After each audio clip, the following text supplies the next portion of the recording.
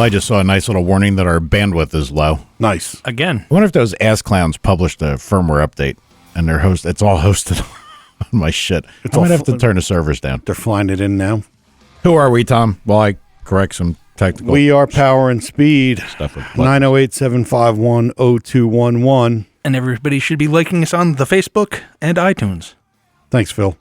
And what else are you working on there, Thaddeus? For once you have an actual job, what are you doing? I don't know. What am I doing? Are you serious? Like you have no fucking idea what I'm talking about? You lost them already. You lost me already. What did you do last night? What are you supposed to be doing today? Honestly, Ted, I'm asking you about what you're going to have for lunch 2 weeks from Tuesday. Well, I could tell you that, but hold on. We need to explore this. Just Mike went momentarily. from he went from tired to fired. We have to explore this momentarily. Go ahead. What are we here to do, Ted? Podcast. What just came out of your mouth? Like us on Facebook and iTunes. What else are you working on, Ted? YouTube. But anyway, I only have 2 up so far. Explain why we're doing it. Since people are having some problems finding us online through Mixler or whatnot, I'm putting all our podcasts so far up on YouTube so you can find them, listen to them, basically because much more easily. Apparently a lot of people listen to audio on YouTube, right? Yeah. I never knew that, but it's good. That'll be a good. It's an easy way. It's a good medium. All people do is they put like a static image up. Yeah, and then they don't need to. Everybody knows YouTube. Yeah, everybody's got a YouTube app on their phone, so it's probably easy. And I don't believe that YouTube has a problem with it. Probably not. I mean, because I've seen other things like that. So sure, I figured why not? It was actually Alan's friend Jeff Wick. Yeah, he's the guy. I had a long conversation with him. He was slow pro stock Jeff. Yeah, Pro Stock Jeff, yes. Slow pro. It wasn't very nice. Slow pro stock. He's having fun. No, he's a decent guy. I spent a lot of time on the phone with him, and he gave me some tips and some things that for him is. He said the only way that he can find us is if FUD sends him a link. Really? He's like, because I don't know where to go to get this stuff. I don't know how everybody else finds us then. Well, that's the other good thing about YouTube. There's always the related, we always talk about, I've got myself into a YouTube loop, and then it's, all of a sudden the sun went down and your fucking cat's dead, and you've been there for a week, several years. And you're nowhere near where you started. No. You started out looking at carburetors, and now you're looking at, like, I don't know, animated Lego people, and you don't know how you got there. Yeah. So I think that will help people find it, and, I don't know. We'll see how it works. And there is a lot of it. Now that you mention it, like whenever there's a fight on that I miss or a race on that or a pay-per-view or something that you didn't see. Next day it's going to be on. Next day it's on there with a static picture and you hear the results or whatever. So yeah, I think it'll be okay. Yeah, it will be if Tad remembers to get it on. It's taken a while, but it'll be up there. And do you know what's more amazing than anything? Not only did Tad go completely fucking full retard blank when I asked him that question. Yes, he did. He actually prepared with some other stuff. Do we want to test this and see? Tad, what else have you found interesting? Anything? Well, actually, remember last week when I said Hemi power, and you were like, why are you saying this? He remembered. All right, go ahead. Go. Well, it would seem. Wow. He just pegged the presser. That next year's Hellcat is going to be a twin turbo supercharged Hemi. You cannot make this shit up.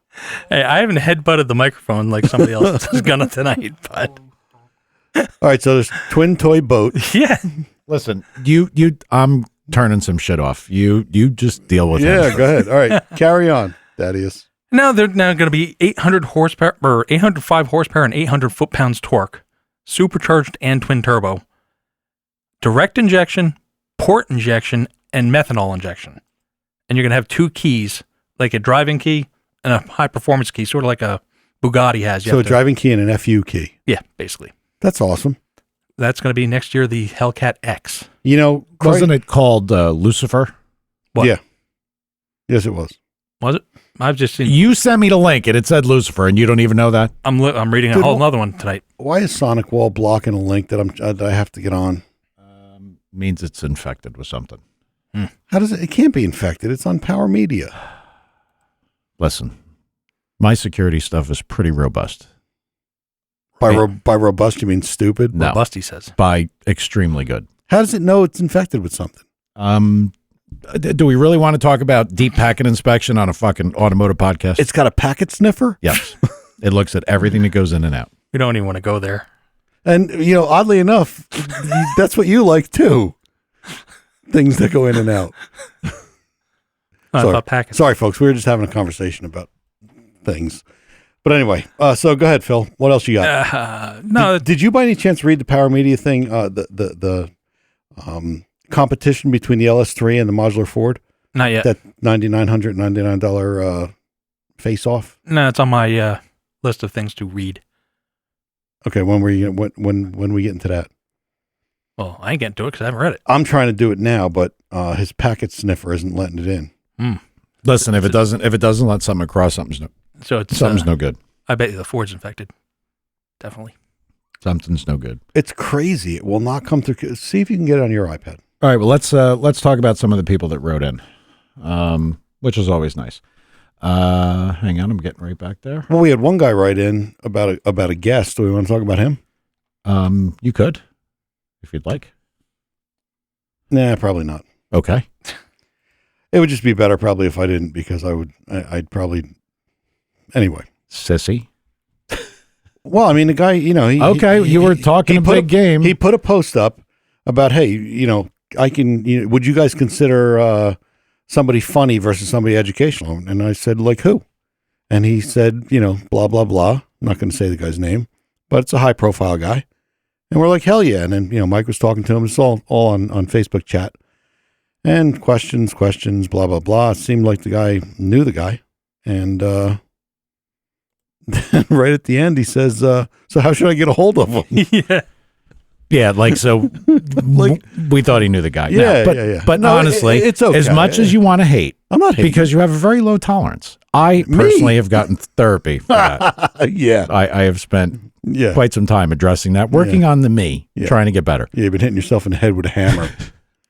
Idiot. I mean, I understand. And look, we take suggestions from anybody. If you want to guess, that's great. I mean, personally, I'd go with, I don't know, Tommy Lahren, that broad from Facebook, or, from Beck's Network, or Taylor Swift. Yeah. Would even be acceptable. Yeah. It could be a substitution. Yeah.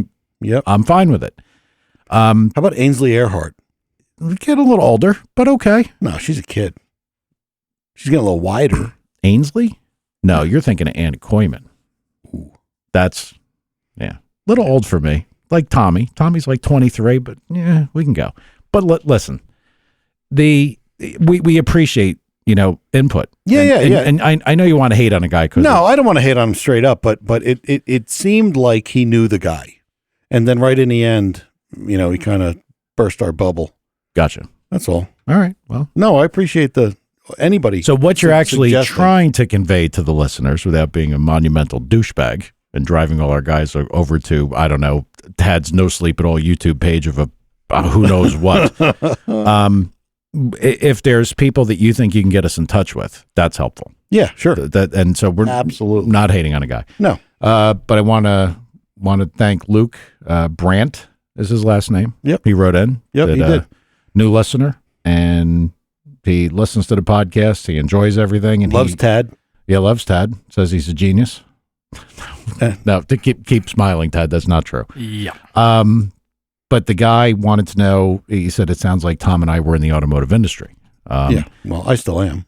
Tom still is. I built motors for a long time. That's how we met. Yes. You were trying to sell me some crap from Manly that I'm sure didn't work. Yep. And it turned out I was wrong. I'll give you that. That one time. Yeah. Damn it. But yeah, we both been around this a long time, and we both, even though I'm not actively involved, I still have a fair amount of contacts. He sells electronics. I sell electronics. Tom has a lot of contacts, but this guy's looking to get into the automotive industry, in the performance side. Good luck. It's a tough deal. It's It's real tough because, number one, while you may have that passion for it, it's not easy to make money. No. It really, truly isn't. Actually up where he is, we have a huge engine builder up in Wisconsin, Pro Power. They do dirt late model. Yep. You remember those guys. Absolutely. Really good, really popular. They do trophy truck now, mostly, I think more than DLM. And huge shop. They put a lot of product through. They pay their people well. But even at that, I just don't know today if it's a great career move. You know what it is? I'm trying to figure out the nicest way to say this. If you're the garden variety guy that does garden variety work, if you're a guy that just, can bolt a motor together, you have a couple machines, you can make a living. You really can. Mm-hmm. But the only way to do this is you got to do, if you're going to be in the engine side of things, I think volume is really the only way to do it. Mm-hmm. And that's because life with most retail products, especially in the automotive side, is a race to the bottom. It's who can make the least amount of money on a part. And when that happens, I can't tell you. Now, this is going to turn into Mike's a douchebag again because I'm going to sit here and rant. Well, it's because you are. I can't tell you how many customers would come in. You know what? I stopped giving them itemized bills. It just said all the shit I did. Yeah, you can't. And here's your price. Yep. Because people would look at a bill and they'd be like, hey, that 1043, small bore Felpro head gasket, get that at Summit for $1.50 cheaper. Yeah. And it's free shipping. And I don't pay tax. Yeah. Okay, douchebag, have them bolt your motor on. Have your bolt your heads on. That would be great. Yep. Let them pick your camshaft. Right. That would be great. $3. Somebody would actually make themselves look like a douchebag. Not only would they do that, they would do it with every single item. Yep. And it got to the point that now I understand why people got no itemized bill. I understand why people didn't give dyno sheets. They said, look, it's good or not. It's good. You'll be fine. Yep. I can, but you have to get to that position. So and it's not because you're trying to hide money. You're not. I mean, look, you got to get paid. If you put 40 hours in a motor between assembly, disassembly, whatever, say for a rebuild, what's fair to make? I mean, what should you work for $10 an hour? No, the guy think you're going to get charged $400, keep the lights on, pay insurance? Nope. It's a hard business. They don't care unless you do a lot. They don't care. Know why? Because they don't care. It's their hobby. Yeah. I had a customer. This is no bullshit. I might have said it before, but the guy called me up and he says, listen, I'm going to come get my motor. He was going to race like the following weekend. I don't have all the bread. I'll have it, but I don't have it yet. All right. What are you asking me? Can I pick it up and can I pay you in 2 weeks? Kind of a no-no. Definitely. Because in 2 weeks means that he would have had 1 week under his belt racing. Yep. To where he could have done something wrong. Yep. Not liked it. Nah, he would have. It was okay. Crashed his car. Yeah. Left. Yeah, crashed. Get in a bad financial position. Broke up with his girlfriend. Anything. Turned gay. Guy has that's not nice. Not sensitive. Wrong with that. Not no, sensitive. No, I got sensitive right now, buddy. A lot of people a little sensitive to that issue. All right. Easy. I got no problem. And then with we've got Tad. Bite me. So see, you have this customer show up, and he's like, look, like I told you, I'm a little short. I'm gonna be short like $1,500. Can I promise I'll get it to you? Because now he knows he doesn't have enough money. He shows up to put you in a position like, well, look, we're going to give you the money. Yep. Or we're going to give you the motor. And we know you're good for it. We know you'll pay. You finally, because believe it or not, I am a nice guy. I end up giving in. I cave. Mm-hmm. I open the back door of the shop. Brand new fucking dolly. Yeah. Brand new. This guy doesn't have enough money to pay me. Right. It's got a $70,000 truck. Yes. You didn't have one. No, I was driving a 92 Suburban with like 240,000 miles on it. I remember that truck. And I'm like, didn't have a floor in it. I'm like, yo, buddy. I'm like, what's up with the truck? Well, I had to get something to tow the race car because we got a new trailer. We got a fifth. I'm like, are you fucking kidding me? That's so when I am bitter towards the engine business, that's why. This is their hobby, and it goes both ways. Guys will spend whatever they feel they need to on their hobby, but if they feel that they can save money on something to that, that to them is inconsequential, little things like pistons. Yeah, you really don't need new pistons. We can get another year out of them. Lifters. It's a very very tough deal. I remember because like Sport was a friend, so you let him slide until he had Sport cash. Yeah, Sport. And then remember Barry, oh, can't you put me on a payment plan? It's like, no, you're not, we don't know you that well. You remember that way back when he had a Malibu or something. He wants to build the motor, dart heads or something. Yeah, but that's, if you have somebody get into that situation and the friends of the friends see it other, now they've got credit. Yeah. Jay got credit because he's a good guy. I'm a good judge of character. And, really, I never got stuck. Like, nobody ever really completely screwed me. But you just... Well, look, anything happen to your car, Sport will take it in the body shop. Done. Yeah, he's a good friend. Yeah. So, Luke, I don't know what to tell you. If you like doing mechanical stuff, if I had to do it over again, if I was going to... You'd sell electronics. I'd sell electronics. Yeah, you would. Absolutely. I'd sell electronics. Me Very too. good to me. What I would do, honestly, I look into aviation mechanics. I think that's pretty wild. I think the guys get paid pretty good. I think that's kind of where I'd go. If you like mechanical stuff. That'd be good. The automotive industry and the performance side, again, you can hit it right, but it's not easy. I'd love to say get with a race team, but even that anymore isn't great. It used to be you'd go to Carolina, get on a race team, and you could do well. You could change tires for $90,000 a year if you can get on. Did they really paid somebody 90 to be more than that? Wow. Yeah. That must have been in the days of qualifying motors. Days of Thunder. Yeah. Qualifying motors, because all that's got to be, we know the qualifying stuff dried up, but I think, didn't everybody's budget shrink? Yes. Yeah. I think that's kind of done. Yep. All right. Well, we have our guest, Tom. We do. I will allow you to introduce him. This is the Grand Wizard of Cylinder Heads, Dave Localio from Headgames Motorworks. Dave, you with us, buddy? Here I am, looking for that Michael. Oh, God. No mood for... Baby, how are you? I miss you. He misses you, Mike. Yeah. Uh-huh. I remember this from last time. What's up, David? Michael was actually very tired. Tad woke me up with his asinine beginning. Yeah, I know. He did snap you out of it. So, welcome, Dave. Everything good? Welcome. Everything is awesome. I was just listening to you guys. I have to, I just want to put my 2 cents in what you guys were just talking about. Go. I don't hand out flow sheets for, the same reason you guys were talking about. Yep. Because somebody will go online and they'll Google it, and they really don't know what they're looking at. No. They have no idea. They can't read a flow. They only look at it as a 500 number. And then my deal, how often does really anybody run a 500 lift cam? In anything performance-wise or not, And that's the number that everybody looks at. Yeah. And with us, we have everything is 450 and below. Right. So if you geared ahead towards that, then you really made it not worth for what they're trying to do with the car. Of course. So I don't hand out flow sheets. I feel the same way about nickel and dime people. I would like to hope that when a lot of automotive guys like to either sell parts, because look, we all know around here, I don't know if they were nationwide. Tom probably knows. I don't know if you were still at Ask Frank First at this time. We had Performance Centers of America. I don't know were they an East Coast thing or were they? I think they were a New Jersey thing. New Jersey only? Yeah, only Jersey. Okay. But we had speed shops. Yeah. They're gone. Ben Pilla. Yeah. They're for the most part, they're gone. Heads up. Try to go find a Raceport intake gasket on a Tuesday. No. Nobody will have it. You can't, there's just nothing like that anymore. So the part side of it is shot because of places like Summit and Amazon, everything else working on a small number.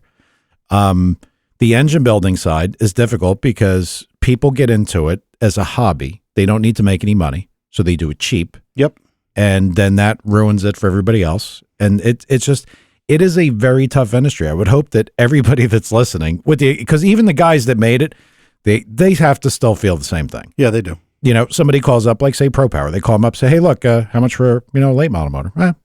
55, 60, whatever they get. Well, the guy by me says he can do it for 25. That's great. They just hang up. Yeah. It's nice to get to the point. You got to get to that point. Yeah. And Dave's at that point with cylinder heads because he's such a worldwide phenomenon. When people call up, you are, right? Aren't you a phenomenon? Turn jobs down. If they're not what I want to do, I just don't do it. Yeah, because you really can't, right? There's not enough time in a day. Yeah, I don't have to. That's the big. I don't know who over there said it, but somebody said I have to get a prop. You have to reach a certain point that you don't have to do that. You become somebody in the industry that you don't have to take in every job. Yep, and that's a good place to be. So, well, I think it's an attitude too. Like you have to just have that attitude almost from the beginning. Well, yeah, but sometimes you can't do it in the beginning because you have to, you got to pay the bills. But it is good to get to a point where the bills are being paid and somebody can come in that you've heard about and he's been to this guy and that guy and you just don't want him because you don't need the work. And you say, you know what, buddy, I don't see me working for you. And it's good that you're at that point. Go ahead. No, Mike just walked in with a prop that's actually amazing. He cleaned his basement. We have to talk about that because that is pretty amazing. It's like it might be the first MSD box that they ever produced. Well, yeah, like serial number how old 4. is that thing? Like literally ever. So I figured I'd put it in front of our social media guru, Tad. Yeah, you got to post who can that take a picture and post that either on Facebook or Mixler because that is really funny. I hope somebody from Autotronic sees that. Yeah, right. So Dave, let's talk about our buddy Antonio because he, like I told you, he messaged me over the weekend that he went really fast, and then when you and I spoke, I mean, I knew you did the cylinder heads. So tell us that story.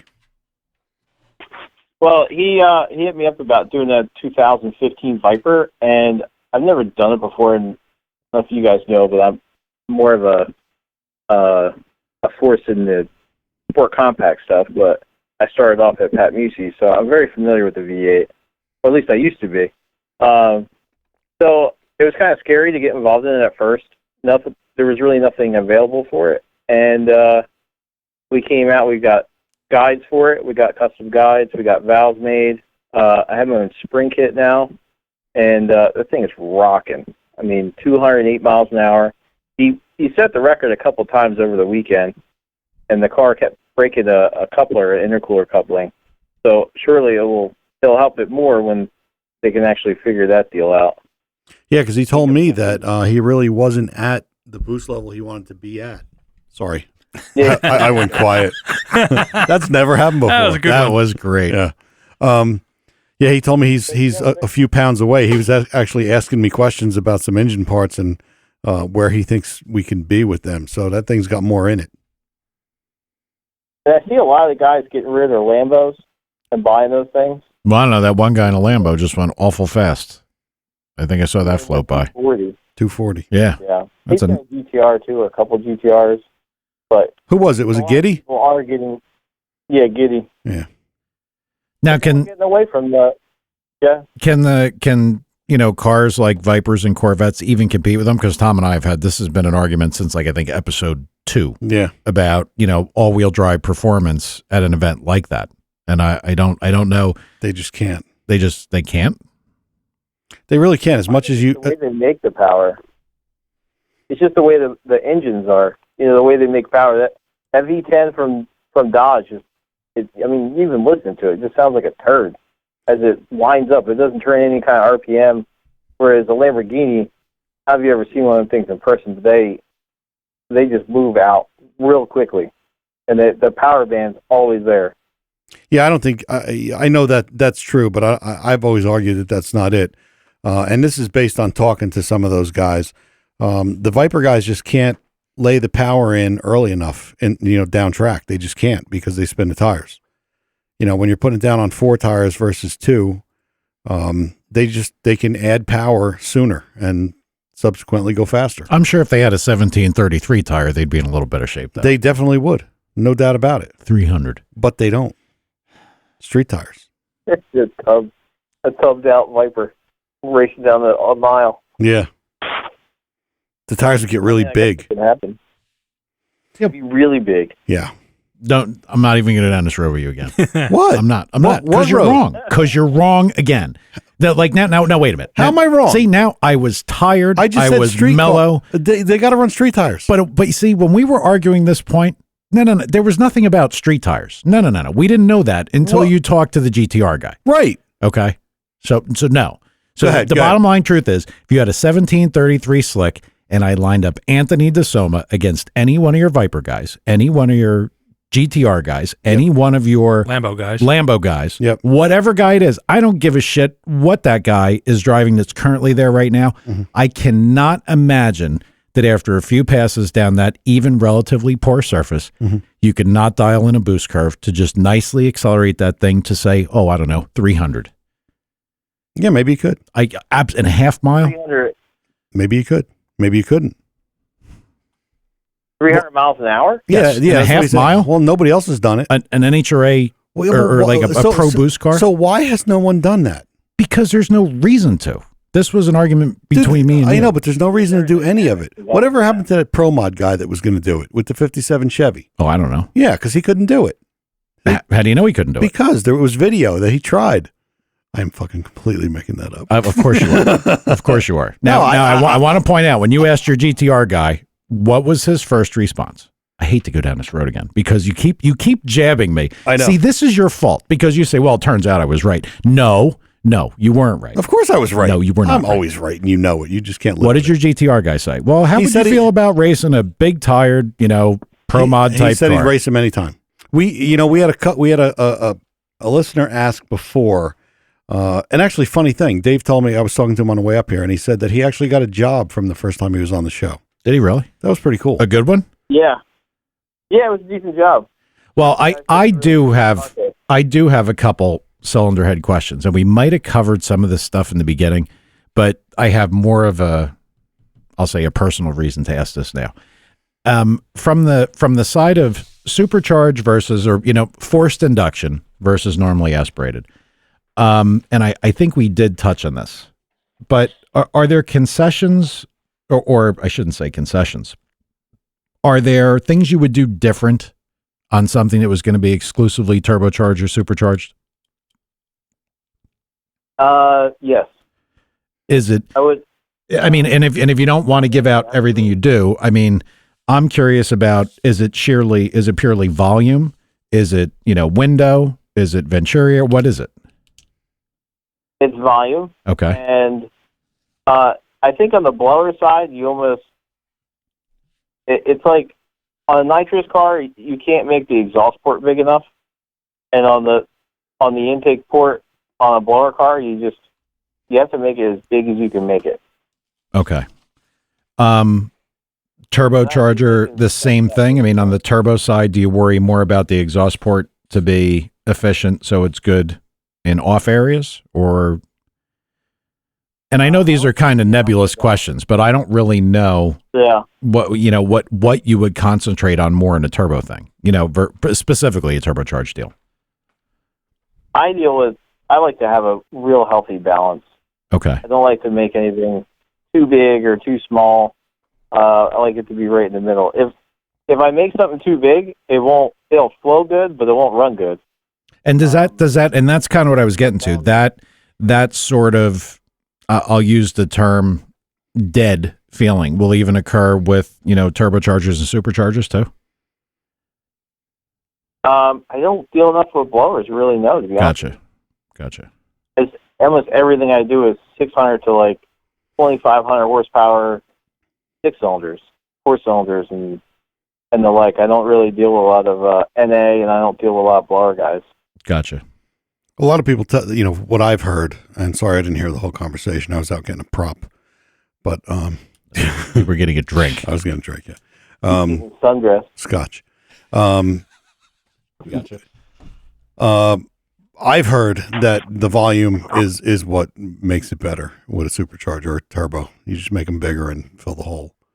But what happens then? Like, I mean, off boost performance would suffer. Oh, it would have to. As it normally would. Oh, yeah, it would have to. So for a street car, it's not just plain old bigger. No, I think a street car is what, you got to do what Dave does. Solid. Make them good. Mm-hmm. And you live with it, at crazy levels of boost.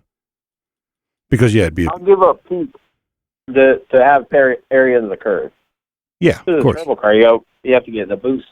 So I would rather have a real fat area into the curve than something that's real peaky. Yep, no doubt. So anyway, I got to get to that question that the listener posed. It was about, did you see it, Tad? Which one? The one about Dave's pocket port? I didn't see that one. All right, I'll find I think that was while Tad was busy trying to listen in 3 places at once. Yeah.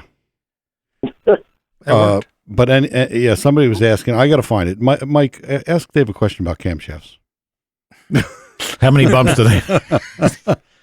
How many bumps? Well, here's a guy that did ask a question, or he wanted to know forced induction with direct injection, or let's say since you do the turbocharged stuff, has the direct injection changed anything you've done?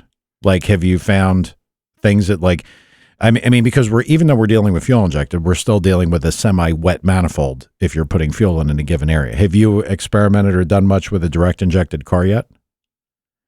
We've been doing stuff with the EcoBoost, and I'm trying many things. I've failed a lot on that EcoBoost too. There's things that they put in that, both the cylinder, the 4-cylinder and the 6-cylinder. It's like the most quirky stuff you'll ever see, or it's a lot like a diesel. And trying to make RPM out of it, or trying to make any kind of airflow out of it is really difficult. I fail at the 4-cylinder. I think I went months, just hurt my feelings on the flow bench.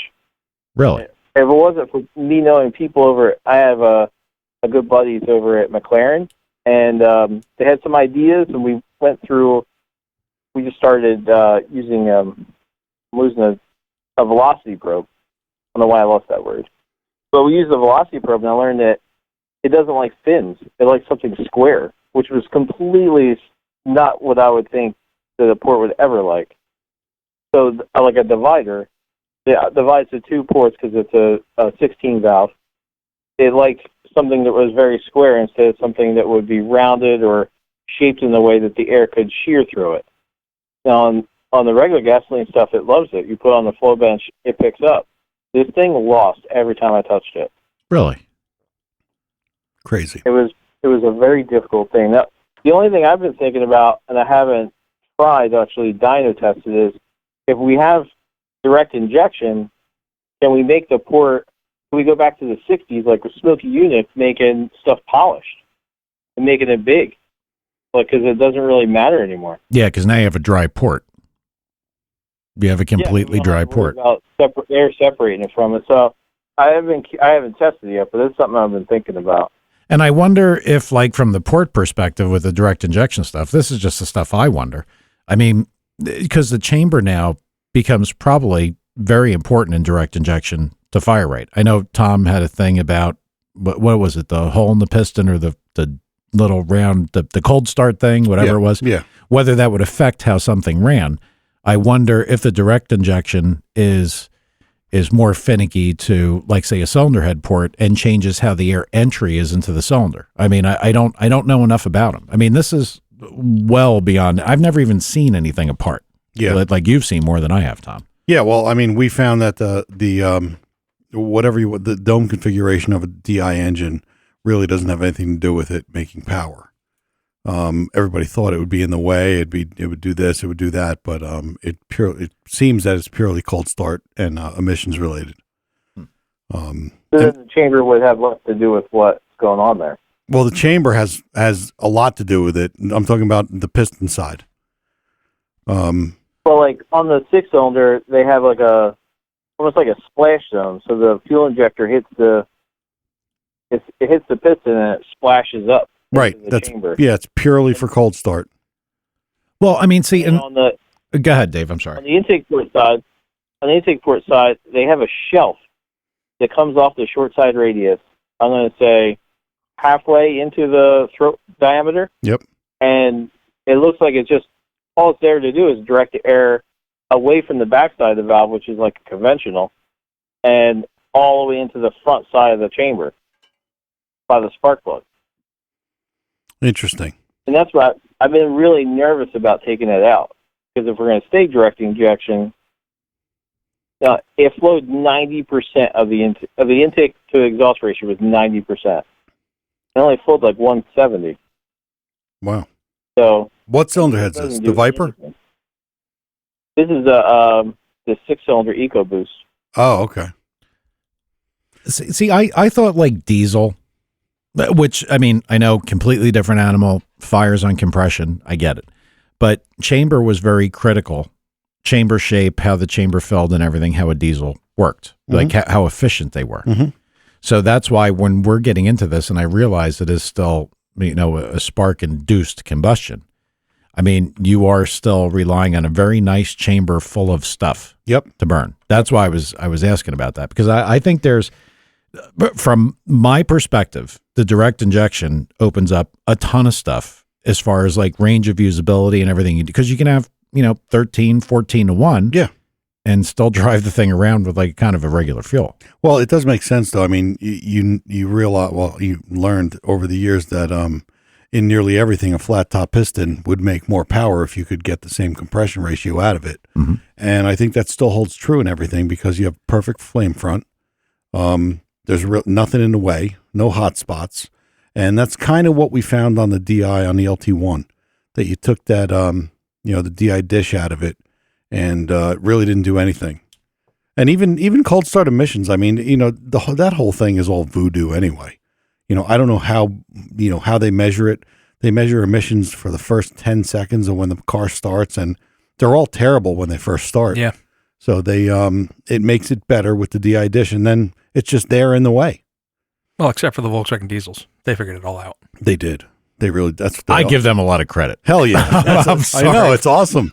They beat the system with X's and O's. I give them a lot of credit. Ones and two, whatever. Ones and zeros. This is the test. You passed it. That's how it works. If they were engine builders, they'd be given a win, but don't bring it back next week. That's what would happen. So funny. The only problem with DI is that, I mean, now you got Bowser getting coked up. I mean, there's going to be... Yeah, that is... It's going to be really ugly. Yep, that is true. I think a lot of people are going back to, well, they're going to add direct injection and our conventional way of doing things because they have to clean the backside of the valve. Or if they find cleaner gasoline. Well, I wonder if Subaru did that on purpose. And I guess the new Hemi has the same thing, right? Well, yeah, it's going to be direct injection and port injection. Yeah, so I wonder, there's got to be something to that. Well, I mean, look, and this is, I had brought this up to Tom the other day. All this, it's very twofold. The EPA and leaning on the car manufacturers have given us advancements. If they didn't have to lean on the car manufacturers, would we have had the same level of advancements we've had in technology? I mean, like, look how much power cars are making. Huh? Yeah, definitely not. It's getting insanity. I mean, that's what they say killed the muscle car, but it built the muscle car. Now they found a way to get it back. Right. Yeah. And, and they still get through. So what I said to Tom is, to me, an ideal situation, if you could have something that ran on DI when you were driving in, a human mode, just driving from point A to point B. But I don't think they test anything at the EPA at full throttle, do they? Probably not. I mean, so something that had a set of wet injectors, up in the airstream that under boost would turn on. I mean, that's a win-win. You could have economy, and then, if you're going to drive like an ass, you get, 3. And I really think that's what Subaru did. I mean, they have that. Oh, they're talking about that with the new supercharged twin turbo Hemi too. Right. For the EPA stuff. They have both, and really that's what everybody does. They, add on to, LT1s, you put an add-on set of injectors on all that stuff when you need to. So I'm really liking that they're kind of pushed back and they ask for more octane. That's going to really help us out. Well, that's another thing that we should get a fuel guy back on here. Maybe not a race fuel guy, just a regular fuel guy, because I've heard that a lot of the cost in fuel these days is because of all the mixtures that we have to have in this country to make politicians happy. Yeah. Like there's different blends in every state, and it drives the oil companies crazy. Yeah, the winter blend. Yeah, I mean there's winter blend up here. There's summer blend. There's all crap like that. My truck is 3 miles to the gallon more in the summer. It's crazy. I mean, it's less ethanol in it. We should have regular and premium. We should have like 89 or 88 instead of 87, and they should have like 95. Well, I think two blends. Because it doesn't matter for emissions. It's a bunch of horse shit. Look, we're going to get dragged right back into the liberal argument again, and I don't want to go. I'll get mad. I can't. Then we'll start talking about guns. And, yes, it's just a level of insanity that I have to stay away from. Yeah. But the government is stay away from. I mean, look, the government's trying hard to make the world a better place. I get it, But some things, when nobody else in the world is doing it and we are, isn't it a little counterproductive? Yeah. And yes. That's all I'm going to say. Hey, just so you know, Australia's in the house. Hey. I want to shout out to Aaron because it's probably like 3:00 in the morning there. Or something. It probably is. And Something it's crazy. tomorrow. So. Yeah, it is tomorrow. Yeah, he has to listen to us a day. So he's really late. He was complaining on Facebook. He's like, what do you mean? It's going to be Wednesday here by then. It's funny. So there's your shout out, Aaron. All right. So, Dave, since we've monopolized a bunch of the time not talking about cylinder head side of things, I got to tell you one thing that I am interested in. I know Tom is as well. GTR stuff. I see that, you have like a GTR on your page, and that's actually what I grabbed for the cover art. Those particular vehicles at this point in time, as Thomas pointed out, that if you look a couple years back, they are getting to be a little more reasonable. How's your GTR program? It's our number 3 out of all of our. Number 1, Subaru. Number 2 is 2JZ still. And number 3 is our GTR. I would think the GTR one would be tough because there's just not sheer numbers of them. There's not as many. The cars. Yeah. Yep. So it's pretty good. It's number 3 up there. That's interesting. It kind of amazing though is it seems that all of them are modified. There's really not that many of them, and for me to be doing that many, and for many other shops to be doing that many, it would seem like they're a hot seller, and the cars are getting like $60,000. So you're getting a different buyer. Yeah, they're getting, instead of being 100 and change, for a new one rolling off the floor, you could find. I mean, Tom, I think you knew of one that you thought was amazingly enticing. Wasn't it? Yeah. There have been a couple, down, a little bit of mileage, but down in the mid 50s, low 50s. But it's funny how much they're worth in good shape. A buddy of mine, another cylinder head guy, so I'm not going to mention his name, David, Yeah. but he's got one he bought new in 14. Mm-hmm. It's got like 18,000 miles on it. And the dealership that he bought it from just sent him a letter. I think he paid 90 for it back then. It was like 98 sticker. He paid 90. They just offered him, they didn't even see the thing. They offered him 72 grand for it. Really? Yeah. The dealership. So they are hot cars. There's no doubt about it. But so that's your number 3, Dave? Yeah, and dollar for dollar, really, like to modify the car, it's like a Lamborghini.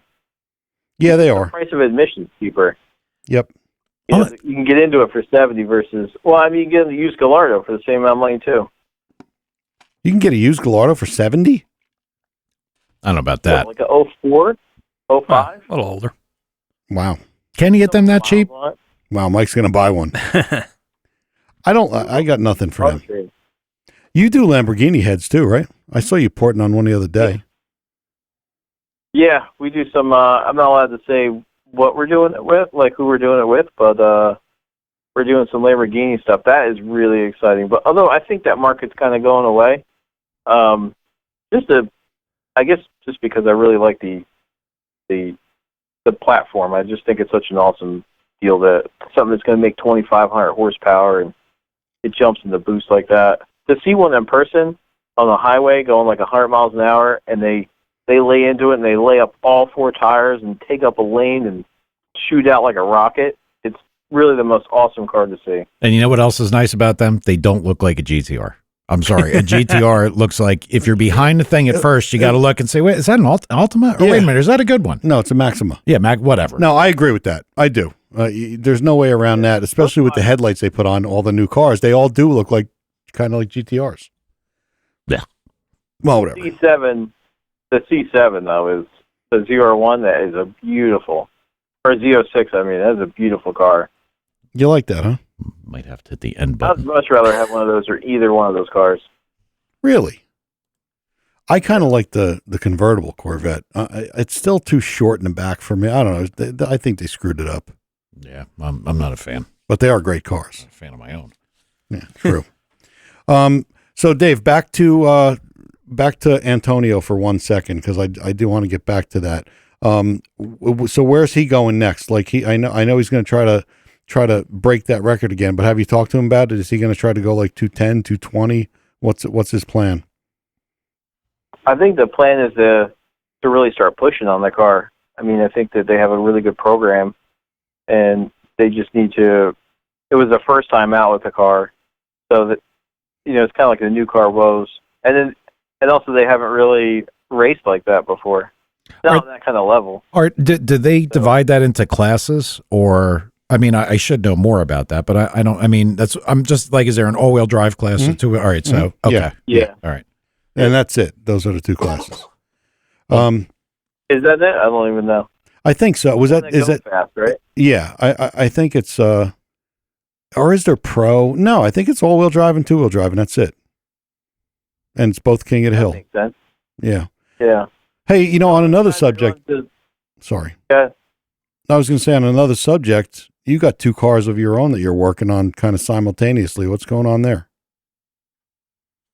I'm still building my Buick, and I guess you got heat money to build a G-body, but 16W Fab knocked it out of the park since the last time I talked to you. And the billet intercooler, billet, like the headlight bezels are billet, and the turbos are right behind the headlights. The car is just coming out so killer. Building a 5.3 for it with 243 heads, fully ported, twin 62 Borg Warners, a 4L80. The car's just coming out awesome. I'm really, really happy with it. Hopefully, it'll be at least on display at MIR for the Imports First Domestic. I'm looking to find a home for it, I guess, if it runs or not. But hopefully, it'll be running. And I got a 2JZ Mustang, a Fox body, my 20th Fox body. Nice. And I just took all the parts that, when I moved into my new place, I sold all my toys, and I still have all my 2JZ parts. So I'm putting it all in the Mustang. I was going to make a horribly insensitive joke there, and I had to stop myself. Horribly insensitive. Hey, Dave, so you need a spot for MIR to park the car, like show car type thing? Yeah, just something obviously would be something that is on the car, but just need a spot on it. Well, I mean, I could probably... Are you interested? Well, yeah, I mean, I could handle that. You can go between us and Real Street. I like that. I mean, we have room. It'd be good. Let's do it. You have to put some decals on the car. What's going on there for that? Import versus domestic. It's like the biggest. It's the end of the year race, but it's huge. Maryland? Yeah, huge. We always talk about going somewhere. I'm going to be in Vegas. You guys should go. You should go. It's huge. It'll change your life. You'll never not go. This is like me driving to Ohio with FUD. Could you look? What? Do you understand? What? The guy Got it. Nah, he'd be. You'd have to ride in a bed. I think there are between 40 and 45,000 people there last year. Wow. Oof. It's Dave, is it crazy? It'll change your life. You'll never not go. It really will. All right. Well, I need to know a few things here from Dave. I have 5 rooms already at the hotel down there. Okay.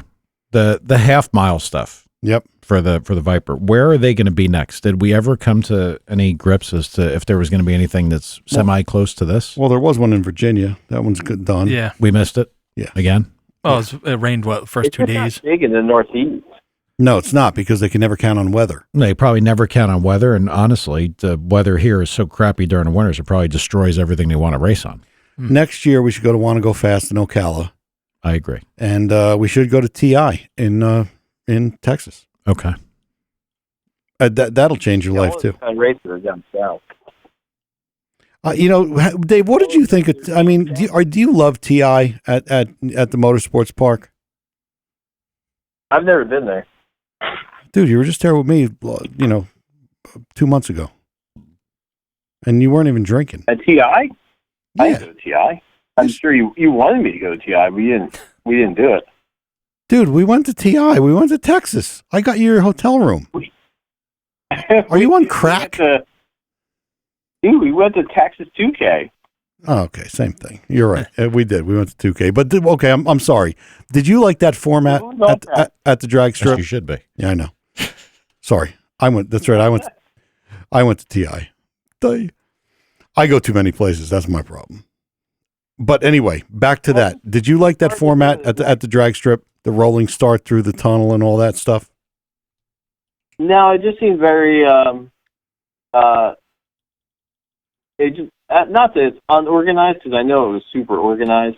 Peter does a great job at that. Yeah, they do. But it just doesn't seem to, like both guys don't leave at the same time. So there's a disparity of like how fast somebody gets up to the line. And right. It seems like it would create a lot of anxiety. I know if I was driving, like all of a sudden the dude next to me is going, and I have to be at the same mile per hour as him as I go through a light. Is this supposed to simulate like what people do on the highway with the roll racing, like what I did with that retard in Evo the other day? Okay, got it. Whereas TI, good. Yeah, but then you're like cruising next to each other, and you wait, and then you beep, and then you go. Yeah, that's exactly what I did. I watched way too many Fast and the Furious movies. Yeah, I mean it's way easier to do that. There's no beep reference at Texas 2K, but TI is it's a standing start half mile at the airport, and it's just that's the way to go. That's what I'd like to go to. Yeah, I'd like to see that. That's a lot of fun. A lot of fun. Well, we have to put some of this shit on our newly formed Power and Speed calendar. We have a record for listeners right now. It's actually ridiculous. I don't know why. It's a Tuesday. I know. Is Tuesdays better? I don't know.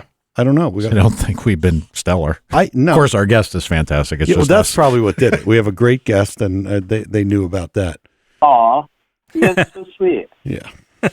So, what else you got, David? I mean, Wait, let's answer. Josh Tennis is the one that asked a question on your page. Yes. On the Power and Speed page. Yep. And he asked, I had said something that how my pocket port was our biggest seller, and he was curious if working the bull area, or is that more of like a 1-inch area each side of the seat. I don't think the sides of the seat are not really the short turn and making the bowl area in relation to a percentage to the size of the valve is what makes that pocket port work. And it really kind of depends on the valve job too.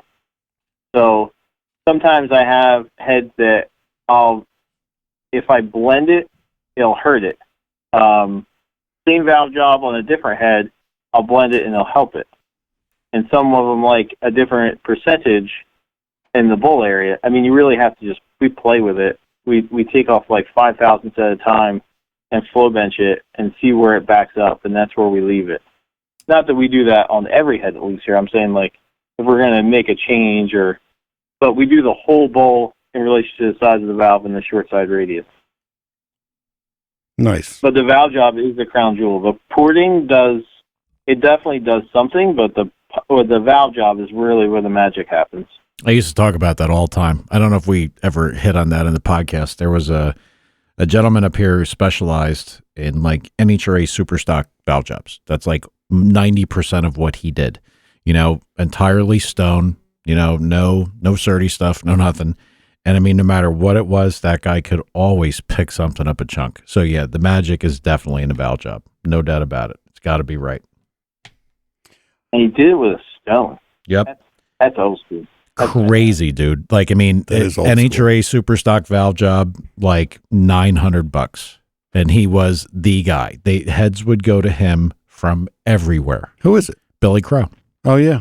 Everywhere. They went everywhere. And I mean, I remember up there, like one touch of one seat, and he's got different diamonds and dressing a different way. I mean, it was, look, either he had to know what he was doing because the stuff was always better, always. So it wasn't like he was like a nut that just thought he had some kind of system. He knew what he was doing. So yeah, valve job stuff, a lot there. Definitely a lot there. You just have to know what valve job works. A lot of people will hit me up and they'll say, "Hey, can you do a 3-angle or a 5-angle?" And they don't really. I have some 3-angles and 4-angle valve jobs, and they'll shit all over a 5-angle. So it really depends on the head. And then everybody wants to put a big valve in something, and it doesn't even fit on the valve seat, and you don't even get the top cut because the seat's not big enough. Mm-hmm. There's so much that goes into a valve job that people don't think about. They just think of size and angles, and instead of leaving it up to somebody who's actually done the work. It's true. And then, it's funny because when you look at the cup stuff, I mean, I've seen all these 5-angle valve jobs that these people try to sell, and then you look at a cup head and it's got a seat and a back cut, and that's it. Nice, thin 45, just perfect. Yeah. And a big back cut, and they never, can't say what angle they are, but, it's all It's all simple shit, but they figured it out. Well, back when I was doing this stuff, back when I was a young man, Young they were just starting to look at like different angle, not meaning the multitude of angles on the valve job, but like in the main seating angle. Yeah, like a 55 and a 32. It was like all of a sudden people are 53 and 3/4. I mean, you get all kinds of nutty stuff. Yep. And that had just started. But I don't even remember what the rule was back then. I think NHRA said no for a while, and then I think they gave up on that one too. Yeah, I think they had to because they can't measure. Well, that's how we ended up with ported superstock heads. They gave up. Yeah. That's what happened. Yeah. Yep. What do you like for seat angle, Dave? Do you find like anything better than anything else, or is it based on what head you're working on? I mean, the 45 is usually my go-to because a lot of streetcar stuff, but if we're going to do something race, and obviously it's going to be boosted on my end, I do a 50 degree. I enjoy doing the 50. It doesn't flow as well, but it feels like it seems to run better. Just because a 50 degree is going to make it flow better at like 400, 500, 600 lift. And you can use a stock size valve. Again, I'm talking about overhead cam stuff, but I can get away with more on a 50 degree than I could on a 45, and still keep a stock size valve. Interesting. We got another high profile head porter listening to the show. Who? I can't say. Okay. But he's been texting me, so I'm gonna have to talk to him on the way home, and he'll critique what we're talking about. He's in NASCAR world. I have said it from day one. Well, I can tell you what. Yeah, I don't know anything. I can tell you this about. I told this story. I know I did, and I'm like the old guy sitting on a porch when I was. I could. This guy's done work for you, by the way. He has? Yes, he has. Ooh, must not like me. I mean, that's a pretty fair guess. That bastard. I remember when I got. I think you might help me get the heads. They were restrictor heads. No. Yeah, they were. Yeah, they were restrictor plate heads for a Ford, and they had a horrible percentage. Horrible.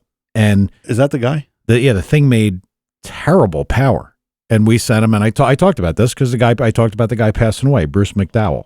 He's the guy that learned from Brandywine, and that's a whole nother world up there. Yep. But he opened him up, and the thing picked up like 170 horsepower. Yeah, I don't think that's the guy. No, but I mean that's the cylinder head side of things. Yes, that was. So I wonder, like from the cup side, when they do the plate stuff, what happens there? It's got to be a whole different world. Yeah, I'm sure it is. No, this guy did big block Chevy heads for you.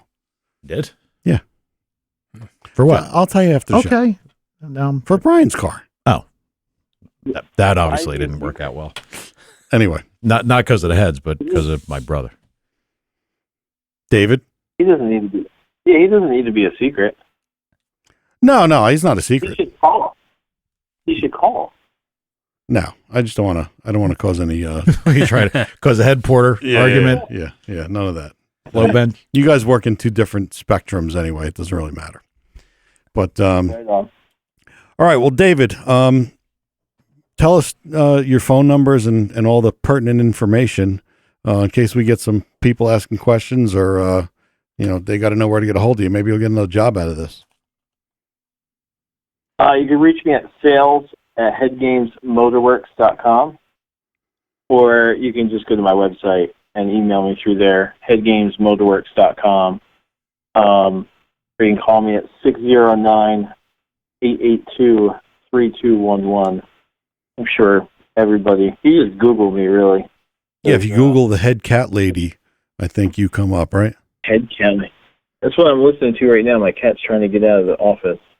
Are you still at the You're still at the shop? Yeah, I'm still at the shop. I got 2 shop cats. Another good reason why the gentleman that asked about being in the performance industry, if you like to keep somewhat normal hours, you can hang that idea right up. Yeah. Most times. Well, we got to talk to that guy anyway because I got actually been able to keep. I'm sorry to interrupt you, but that's right. I used to have terrible hours, and I'd work from like 10 o'clock to 10 o'clock. And what I learned is that if I get up at 5 o'clock and I get to work by like 7, and I don't turn the phones on until 10, I get more done in that 3 hours than I used to probably in the entire day that I spent before. Absolutely, because a lot of, and I'm not picking on the automotive group, but a lot of them, generally frequent later hours. So, they keep a later schedule. That, and I remember the phone would never stop ringing at TK. Yeah, in the afternoon and evening, it was almost impossible to get anything done. Yep. Almost impossible. And back then it was impossible to get my ass out of bed at 6 o'clock. That wasn't happening either. So, that's True. just how it worked. Yep. It took me a little bit to figure it out, but I got a girlfriend and then with a child, and it was just, I wouldn't be able to see anybody if I worked the same hours I was. So I learned to just move my schedule to the left, and it kind of joined like a 5 a.m. club. And I get way more done. I have way more energy during the day, and you still get to see your family. And I noticed that a lot of people in the industry don't do that. That's probably why you always see like an angry old machinist. Like I've never really met or engine builder. Yeah, they're never happy. They're just angry dudes. Bingo. I think part of that is the schedule they keep. They're just miserable. Yeah. Gotcha. And the people I got to talk to on a daily basis. Anyway. Yeah. I sell electronics. Oh my God, the people. I know. Well, David, we do truly appreciate your time and wisdom. It's always fun having you on. Thank you for having me. I appreciate you guys. Yeah, and listen to my bullshit. Dude, we set a huge record for live listeners tonight. It's ridiculous. I'll tell you how many later, but it's actually a pretty big number. So I'm going to attribute that to you. Gotta be. It has to be. I don't think it's because it's Tuesday night, and it's certainly not us. It's not us. No, it might be Phil or Ted, Pat. What's his name? I don't know. Does that mean that I could possibly come back on? Oh, you can come on whenever you'd like. Hell yeah, absolutely. I would be all about it. Actually, there's gonna be a night where we're gonna have Marco on and maybe a surprise guest, and it'd be good if you can call in. And I could do that. You could talk to him about 4G63 heads. I'm sure you've done one or two of them in your day. I've done many. I know. Hey guys, I appreciate your candor, and I will talk to you soon. Thanks, right, man. Perfect. No problem. Thanks, man. David. Have a good night. Thank you to all the listeners too. I appreciate it. You're welcome, Dave. Thanks. See ya. All right, bud. He's a good dude. He is. Very good. I wish I kind of was. I'm not a head guy. So to ask questions about cylinder heads is tough for me. Yeah, but he got some info out there, and yeah, one of the listeners, Tommy, is asking if he does Ford modular heads. Yeah, he does. He does anything. I mean, head guys are, they're like artists. They, once you got a flow bench, they put it on and they figure out how to make it better. And I know he's done Coyote stuff. So the answer to that is yes, if you're still listening, Tom. He's good too. Dave, he did the heads on mine. Well, I always go by this, is that if there's somebody that you like, chances are pretty good, they're not they're the real deal. Yep. Because I can't tell you, and we certainly can't discuss it, although I'd love to. But yeah, I mean, there's been a million times when I've talked to Tom about somebody, say, you know anything about this guy? Like who? Start laughing. Yeah. I mean, you remember the LS guy we talked about?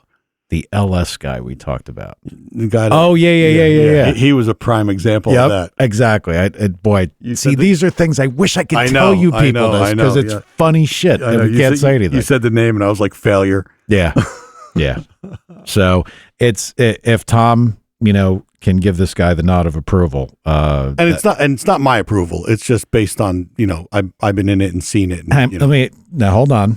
Gotta, give Thomas props. How many people, engine builders, head porters, do you deal with over the course of a year? I don't know. A lot. Okay. Probably more than anybody could ever normally interface with if they picked up and tried to call everybody to ask about it. So if you have a good opinion of them, you have seen a wider range than anyone else. And I mean, I entirely trust Tom's opinion. Well, entirely. Thank you.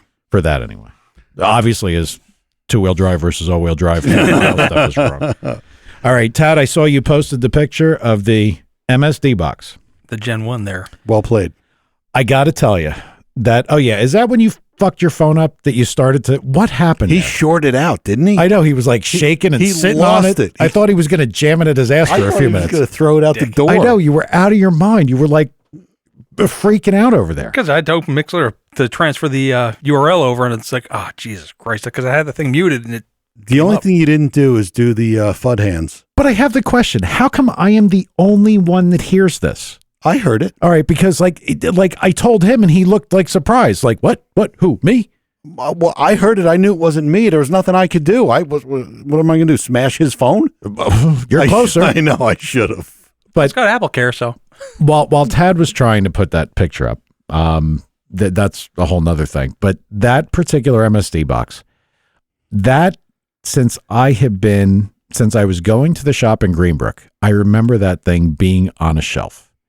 And when MSD first started, when they were Autotronic controls, my father and John Hoffman, they were actually the ones that started to do things with like a crank trigger.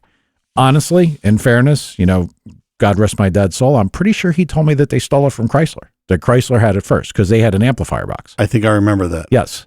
Wait a minute. No. Yes. Chrysler had an amplifier box. I'm sure you're right. It was from, Tad, you're the Chrysler guy. Didn't they have an electronic amplifier like a long time before anybody else? That I couldn't even tell you. Thank you for the... All my stuff has everything stock ripped off it. Okay. Thanks, right. Pat. So when that all started, somehow or another, they made the trigger. Autotronics was a new company and got involved with doing this sort of amplifier. Yep. And that's how it all came to be. I believe that those boxes, because they sent all kinds of crazy shit that like nobody ever saw. Like I also found downstairs an MSD 7X. It was always called a hogshead.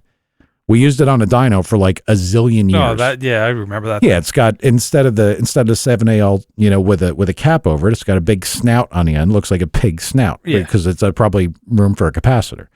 But I figured some people might get a kick out of that box because that box has to be extremely old. Yeah, the one guy says probably one of the ones that actually still works, unlike the new stuff. Oh, yeah, the new stuff. Boy, they got terrible. And I don't even care. I don't care if they never come on, they never give me a nickel. MST, oh, my God. Well, first they were known as, you couldn't make any money on them because they were the first ones in Summit. Yes. Yeah. So they were like the, what was the carburetor that you couldn't make money on?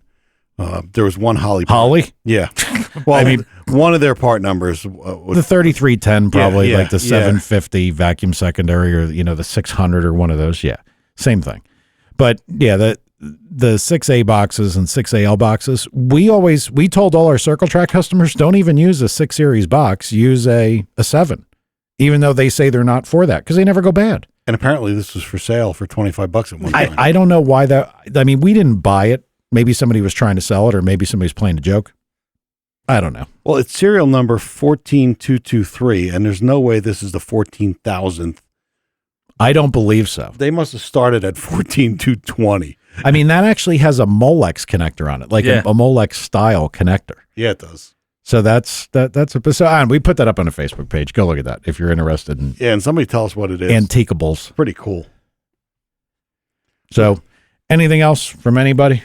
I got nothing. I can't believe how many people listen to the show live. Well, maybe a Tuesday night's better, or it was Dave getting the word out. I don't know. Yeah, but it's just crazy that many people.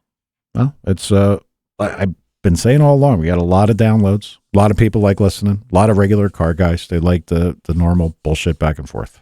So hopefully it keeps going. Yeah, I hope. Tad, anything to offer? I just got to continue putting up our podcast on YouTube tonight. Okay. And I do know, condolences to poor fireman Jeff.